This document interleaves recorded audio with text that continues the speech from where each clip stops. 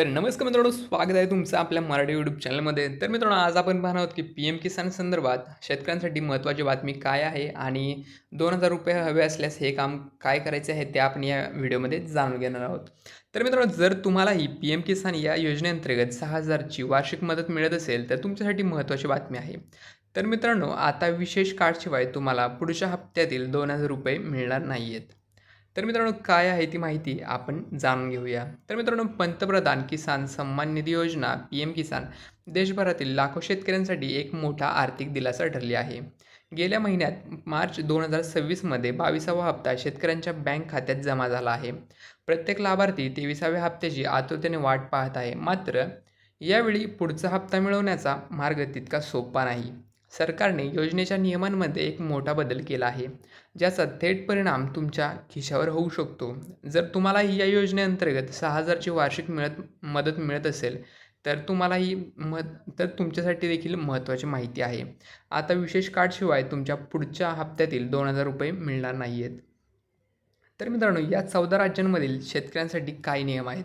तर मित्रांनो, पी-एम किसान योजनेत पारदर्शकता आणण्यासाठी आणि निधी योग्य लोकांपर्यंत पोहोचल्याची खात्री करण्यासाठी केंद्र सरकारने शेतकरी नोंदणी किंवा शेतकरी ओळखपत्र तयार करणे अनिवार्य केले आहे. सध्या हा नियम 14 राज्यांमध्ये काटेकोरपणे लागू केला जात आहे. जर तुम्ही उत्तर प्रदेश, बिहार, मध्य प्रदेश, राजस्थान, महाराष्ट्र, गुजरात, छत्तीसगड, ओडिशा, आसाम, आंध्र प्रदेश, कर्नाटक, केरळ, तामिळनाडू आणि किंवा तेलंगणा येथील रहिवासी असाल, तर तुम्ही विना विनाविलंब तसेच शेतकरी ओळखपत्र मिळवावे.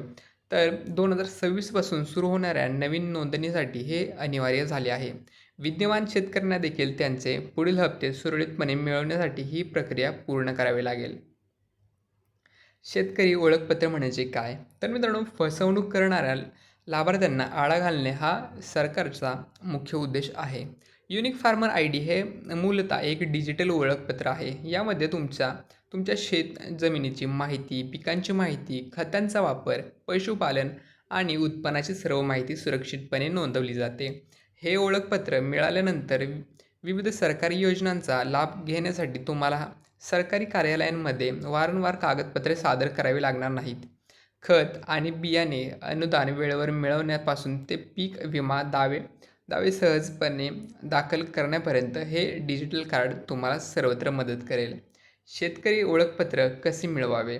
तर मित्रांनो, शेतकरी ओळखपत्र मिळवण्याची प्रक्रिया पूर्णपणे ऑनलाईन आहे. शेतकऱ्यांनी त्यांच्या राज्यात अधिकृत पोर्टल, ॲग्रिस्टक किंवा कृषी विभागावर नोंदणी करणे आवश्यक आहे.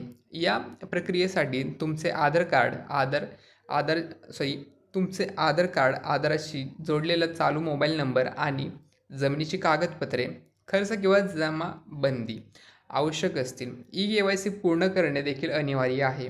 23वा हप्ता कधी येईल? तर मित्रांनो, 23व्या हप्त्याबद्दल बोलायचं झाल्यास या योजनेचा लाभ शेतकऱ्यांना दर 4 महिन्यांनी मिळतो. 21वा हप्ता नोव्हेंबर 2025 आणि 22वा हप्ता मार्च 2026 वितरित करण्यात आला. या चक्रानुसार 23वा हप्ता जून किंवा जुलै 2026च्या सुमारास शेतकऱ्यांच्या खात्यात जमा होण्याची शक्यता आहे. तुमचे पैसे अडकल्यास कुठे संपर्क साधावा? तर मित्रांनो, नवीन बदलांमुळे शेतकऱ्यांना अनेक तांत्रिक समस्यांना सामोरे जावे लागते. जर तुमचे पैसे जमा होत नसतील किंवा तुम्हाला नोंदणीमध्ये काही अडचणी येत असतील, तर तुम्ही थेट कृषी मंत्रालयाच्या हेल्पलाईनशी संपर्क साधू शकता. तर मित्रांनो, सरकारने यासाठी 24x7 सेवा उपलब्ध करून दिली आहे. तुम्ही 15 52 61 किंवा 18 00 11 55 26 या टोल फ्री क्रमांकावर कॉल करू शकता किंवा तुम्ही या पुढे दिलेल्या नंबरवर देखील कॉल करू शकता. तुमची इच्छा असल्यास तुम्ही pmkisan.ict@gov.in या ईमेलवर तुमची तक्रार पाठवू शकता.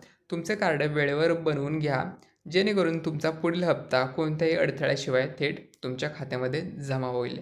तर मित्रांनो, अशाच प्रकारच्या आणखी माहितीसाठी आपल्या यूट्यूब चॅनलला नक्कीच सबस्क्राईब करा आणि बेल आयकनला देखील ऑलवर सेट करून टाका. धन्यवाद.